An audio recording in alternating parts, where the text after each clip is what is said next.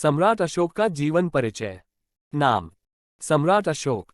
जन्म और स्थान: 304 ई. पू पाटलिपुत्र। शासन का समय: 269 ई. पू से 232 ई.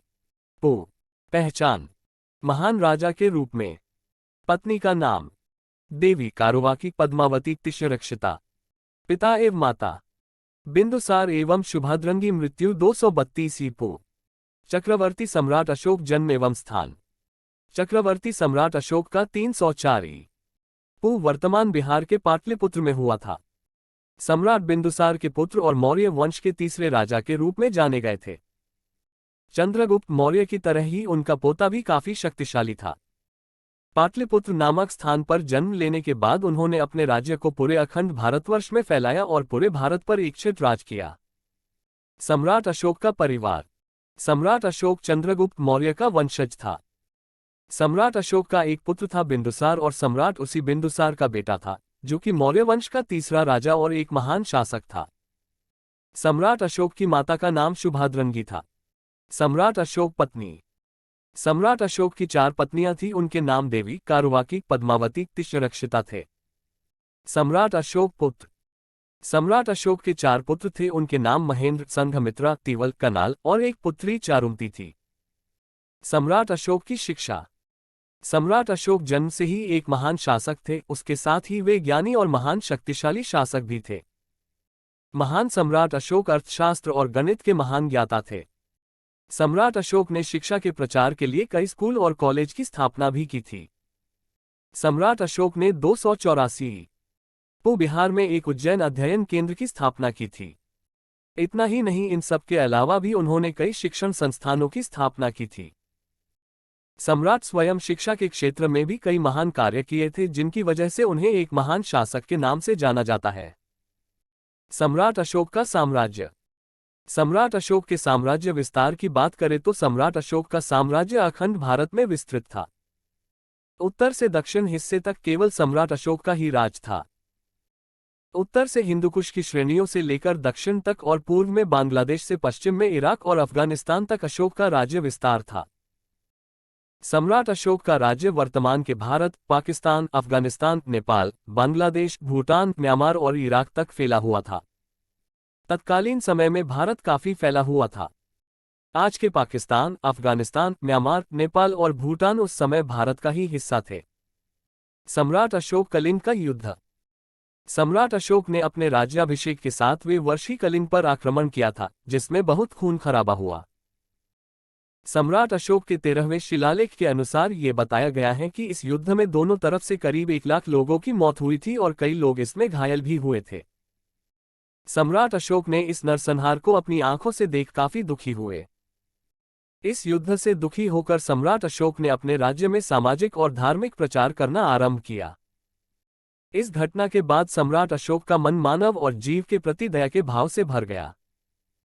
इस घटना के बाद सम्राट अशोक ने युद्ध न करने का प्रण लिया और लोगों ने शांति का प्रचार किया। सम्राट अशोक बौद्ध धर्म: कलिंग के युद्ध की घटना के बाद सम्राट अशोक ने बौद्ध धर्म को अपना लिया और इस धर्म के अनुयायी बन गए। अपने राज्य में इस धर्म का प्रचार किया और लोगों को जीव और मानव के प्रति दया भाव रखने का संदेश दिया। सम्राट अशोक निर्माण कार्य: सम्राट अशोक का शासन तकरीबन पूरे तत्कालीन भारत में था और सम्राट अशोक मौर्य भी अपने दादा चंद्रगुप्त मौर्य की तरह ही जैन धर्म का अनुयायी था। उसने अपने जीवनकाल में कई भवन, स्तूप, मठ और स्तंभ का निर्माण करवाया। सम्राट अशोक द्वारा बनवाए गए मठ और स्तूप राजस्थान के बैराट में मिलते हैं। इसके साथ ही सांची का स्तूप भी काफी प्रसिद्ध है और यह भी सम्राट अशोक द्वारा ही बनाया गया था। सम्राट अशोक मौर्य के शिलालेख: भारत के महान शासक सम्राट अशोक मौर्य ने अपने जीवन में कई निर्माण कार्य कराए थे। सम्राट अशोक ने अपने जीवन में कई शिलालेख भी खुदवाए, जिन्हें इतिहास में सम्राट अशोक के शिलालेखों के नाम से जाना जाता है। मौर्य वंश की पूरी जानकारी उनके द्वारा स्थापित इन्हीं मौर्य वंश के शिलालेखों में मिलती है। सम्राट अशोक ने इन शिलालेखों को ईरानी शासक की प्रेरणा से खुदवाए थे। सम्राट अशोक के जीवनकाल के करीब 40 शिलालेख इतिहासकारों को मिले हैं, जिसमें से कुछ शिलालेख तो भारत के बाहर जैसे अफगानिस्तान, नेपाल, वर्तमान बांग्लादेश व पाकिस्तान इत्यादि देशों में मिले हैं। भारत में मौजूद सम्राट अशोक के शिलालेख एवं उनके नाम निम्नलिखित हैं। रूपनाथ, जबलपुर जिला, मध्य प्रदेश। बैराट, राजस्थान के जयपुर जिले में ये शिला फलक कलकत्ता संग्रहालय में भी है। मस्की, रायचूर जिला, कर्नाटक। येरागुडी, कर्नूल जिला, आंध्र प्रदेश। जौगड़, गंजाम जिला, उड़ीसा। धौली, पुरी जिला, उड़ीसा। गुजरा, दतिया जिला, मध्य प्रदेश। राजुलमंदगिरी, बल्लारी जिला, कर्नाटक। गाधीमठ, रायचूर जिला, कर्नाटक। ब्रह्मगिरी, चित्रदुर्ग जिला, कर्नाटक। पलकीगुंडू, गवीमठ के पास, रायचूर, कर्नाटक। सहसराम, शाहाबाद जिला, बिहार। सिद्धपुर, चित्रदुर्ग जिला, कर्नाटक। जटिंगा रामेश्वर, चित्रदुर्ग जिला, कर्नाटक। येरागुडी, कर्नूल जिला, आंध्र प्रदेश। अरोरा, मिर्जापुर जिला, उत्तर प्रदेश। दिल्ली, अमर कॉलोनी, दिल्ली। सम्राट अशोक धार्मिक परिचय। सम्राट अशोक स्वयं एक महान धार्मिक सहिष्णु शासक थे। सम्राट अशोक बौद्ध धर्म के अनुयायी थे। सम्राट अशोक पशु हत्या के बिल्कुल खिलाफ थे। सम्राट अशोक जनता को हमेशा जियो और जीने दो का ज्ञान देते थे।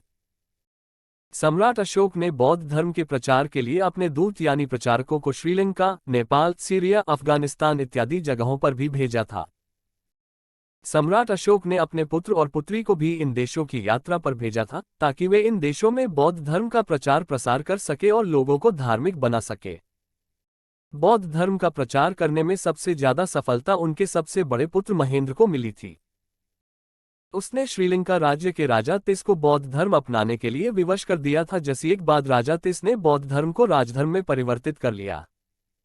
अशोक से प्रेरित होकर तिस ने स्वयं को देवनाम प्रिय की उपाधि दी। सम्राट अशोक मृत्यु कैसे हुई? ऐसा माना जाता है कि सम्राट अशोक के जीवन का अंतिम समय पाटलिपुत्र, पटना में ही बीता था। 40 वर्षों के शासन के बाद उनकी मृत्यु हो गई। सम्राट अशोक ने अपने जीवन काल में कई महान कार्य किए और उन्हीं महान कार्यों के लिए उन्हें जाना जाता है। अगर यह जानकारी आपको अच्छी लगी हो तो कृपया चैनल को सब्सक्राइब जरूर कर लें और वीडियो को लाइक करें। धन्यवाद। अगली वीडियो में मिलेंगे।